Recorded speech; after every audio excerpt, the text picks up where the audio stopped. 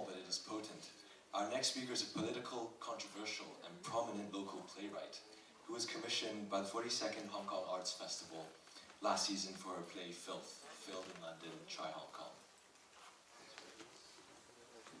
She will be speaking about the ethics of theatre and whether the importance of critical popularity transcends that of political correctness in the art world. She will bring us into her insight of how theatre can shape humanity. So I hope you have your hypothetical popcorns out.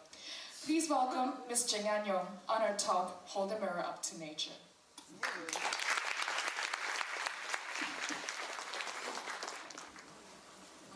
Hiya. Just want to say that, like a typical playwright, I have an extremely bad memory, and I have the inability to stop redrafting things, as you can see. So, the playwright, what a creature, right? And what a vocation. Playwriting, essentially, to write as in make, but make as in hallucinate life on stage, well, most of the time anyway. To conjure up trials and tribulations, to build makeshift conflicts in your backyard, to mould, extract, and shamelessly, as we often, even proudly admit, borrow stories of seduction, love, loss, relayed to us by close friends over a glass or two of wine down the bar.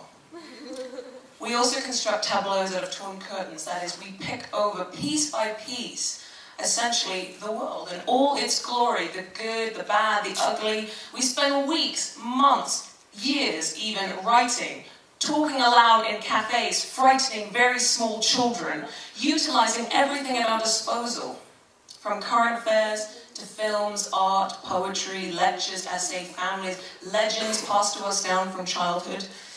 We also, in any case, if there was any doubts in your mind, we generally make stuff up.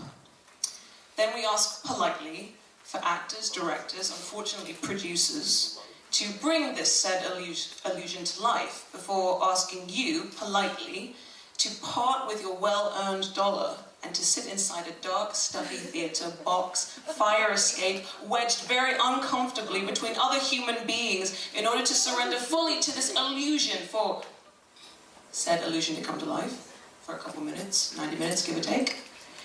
Our job, however, is not simply making stuff up. We're always consuming, observing, reading, listening, learning.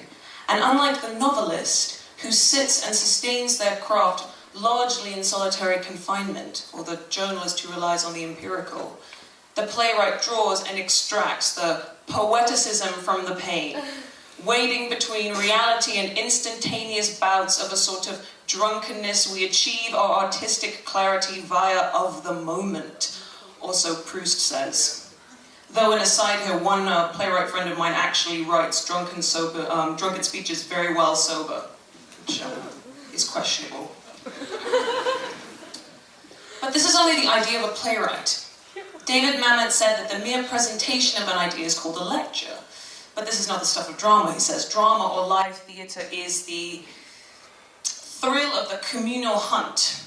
He also said that the play must reveal the folly of the heroes, and so the audience's too assumption about the world and himself, that is, to hold a mirror up to nature. This is important, for the purpose of the hunt is ultimately discovered, or rather revealed, through dialogue. That is, the dialogue drives the action of the play. And alongside help from individuals who hold the dedication or delusion to pretending to be other people, actors, these characters become living and breathing human beings. And isn't that what theatre is all about? To see the unnatural creation of living, breathing human beings who then go and pretend or hunt for a metaphorical something that we cannot see. And how cool is that? My name is Jingan Young and I am a playwright. I always find it a bit weird telling people that I am a playwright because, firstly, no one ever seems to know what that is. And secondly, I'm not quite sure that I am. I'm very certain that I write plays, or stories that are performed through words and gestures, but more importantly, I write plays so that they're performed. Because that is the only way that they live. For me, writing plays was an accident. I don't go to theatre when I was younger. I don't come from a theatrical family, so why? Recently I discovered that the two biggest attractions for me are, firstly, that theatre is ephemeral, in that it has a heartbeat, it has a life. And the second, because again, it is a communal experience. It's like sitting around a campfire telling your friends stories. We are spotlighting what could essentially be seen as mundane, everyday life stuff, magnified to innate proportions. And playwrights are usually under the delusion that plays could actually change the world. I mean, hey, maybe they can. So aside from the hunt for you, and for me, and for the characters on stage, and the shared communal sitting around a campfire and hearing the internal individual voice of the playwright, what are the other reasons for the importance of theatre? And for it to spotlight real life? Because that's really boring, right? I think we can all agree that here in Hong Kong, not many people want to be a writer. We can, creative writer. And then you can think then how many want to be a playwright. So its popularity here as a recreational pastime is practically non-existent. Even from the shift in modern theatre in the 1950s to a more confessional, challenging, unapologetic, a little bit scary. Here in Hong Kong, comparatively, both local and English theatre is largely risk-free. And there are many rationales. I mean, we're trying to appeal to you, the mass consumer audience, who like their blockbusters, their Transformers 3. We don't want to be boring. It's a tricky question to answer then, this responsibility for us writers to appeal to you, mass consumer audience, who like their Transformers 3. I'm going to tell you a short story, actually. So a couple months ago, I was invited to go to a young playwriting showcase thing. And these kids, they're like age 15 to maybe 16, and they were given this incredible opportunity to write plays and put them on. And the plays were really good. They were solid, they were well constructed. But the stories were an odd mix of kind of pop culture infused with sort of an obvious pressure to, not write anything about their real lives. So basically think Breaking Bad meets Glee. Afterwards I made the rounds, and one confessed to me that the teacher said not to write what they know. And it wasn't a great shock, but it kind of troubled me, and I went up to the teacher and I said, what are your motivations behind this? And she said this, she said, I wanted them to feel safe.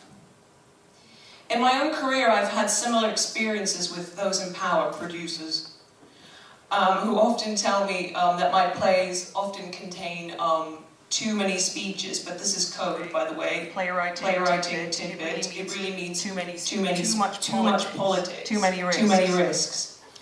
So should one sacrifice these things in order to fill the stalls? If you want to garner a particular type of audience, then yes, sacrifice. And I've sacrificed and I've compromised, and I still don't know how I feel about that. It got bums on the seats, though. So why are we writing for a particular type of audience anyway? And how does this in turn affect what we initially wanted to say, whether it was about that war or that protest or that love affair? I'm not saying that conveying true human emotion, which to some may seem a trite subject to explore, is not more important than a political conversation within a play. The contrary, everything can and must be said on stage. But to all young playwrights, if we continue to write as if we are writing for television, easy watching, entertainment, without asking those big questions, it frightens me what will become of the craft itself. Much like reality TV, popular and French theatres at risk from becoming yet another platform for an author to sell more books, or a musician to sell more albums. Regardless of the monetary loss or gain, we are perilously close to losing what theatre was created for in the first place. And I think this kind of rings through with what's been happening this week. Drama as a form of liberation, form of democracy. And is Hong Kong ready for such a theatre? I love theatre because it happens only ever once. And once we have finally grasped the meaning of those metaphorical speeches, maybe one too many monologues. Aren't we much like the repressed characters in the play, liberated too? And besides, doesn't holding a mirror up to ourselves every once in a while build a little character? Thank you very much.